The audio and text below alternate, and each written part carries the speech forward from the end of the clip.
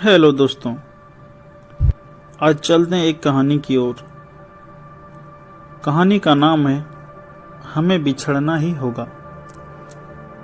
तो आइए देखते हैं। एक सैड स्टोरी है जो कि एक लड़के की कहानी है। तो चलते हैं। यह कहानी एक लड़के की है।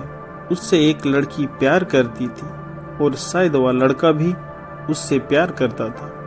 वो लड़की लड़के के पड़ोस में रहती थी और दोनों एक दूसरे को अच्छे से जानते थे। लड़की के हाव भाव से लड़के को पता चल गया कि लड़की उसे पसंद करने लगी है। और कुछ दिनों बाद एक दिन लड़की ने लड़के से अपने प्यार का इजहार कर दिया। लड़का भी उससे प्यार करता, लेकिन वह लड़की से कभी कह नहीं पाया, क्योंकि वह डरता था कि कहीं लड़की ने मना कर दिया तो, कहीं वह नाराज हो गई तो वह क्या करेगा। इसलिए उसने कभी नहीं कहा। और जब लड़की ने अपने प्यार का इजहार किया तो लड़के ने भी एक्सेप्ट कर लिया और अब दोनों एक हो गए। अब दोनों एक दूसरे से रोज फोन पर बातें करने लगे। कुछ महीने तक ऐसे ही चलता रहा और एक दिन लड़के ने लड़की से कहा, मैं तुमसे शादी करना चाहता हूँ। तो लड़की ने भी हाँ कर दिया। लेकिन शादी के लिए दोनों को अपने घर वालों को मनाना था।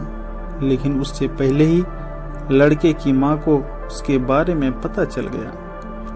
पर लड़के की माँ ने कुछ नहीं कहा, उन्होंने इग्नोर कर दिया। पर कुछ दिनों बाद लड़के की माँ ने लड़के के पापा को सब बता दिया और वह इस रिश्ते के लिए राजी नहीं थे। तो उन्होंने लड़के के लिए दूसरी जगह रिश्ता देखना शुरू कर दिया। और जब फिर लड़की ने लड़के के पास फोन किया तो लड़की का फोन देखकर लड़के की आंखों में आंसू आ गए। लड़के ने फोन उठाया और लड़की को सब बता दिया कि उसके पापा उनके लिए दूसरी जगह रिश्ता देख रहे हैं। यह सुनकर वह रोने लगी और फिर कुछ देर के बाद लड़की ने कहा, मुझे एक चीज चाहिए, क्या तुम मुझे दोगे? तो लड़के ने कहा, क्या चाहिए, बोलो।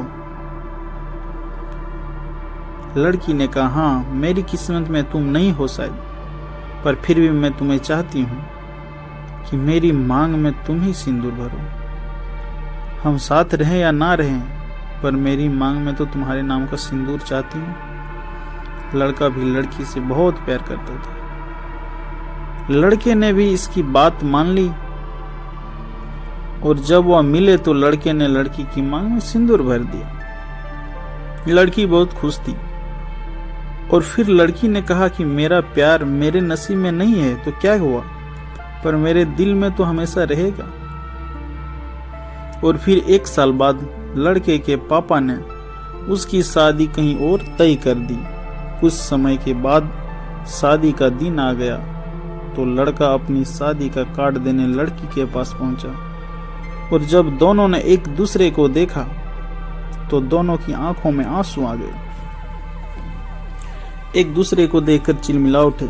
शादी का कार्ड देखकर लड़की रोने लगी। लड़के ने उसे शादी का कार्ड दिया और अपनी आंखों में आंसू लिए वहां से चल गया। शादी के दिन लड़की उसकी शादी में गई और दोनों एक दूसरे को देखकर उदास हो गए। लड़के की शादी तो हो गई, पर 2 दिन बाद लड़की ने लड़के के पास फोन किया। दोनों ने एक दूसरे से बात की और दिन तक तो ऐसे ही चलता रहा।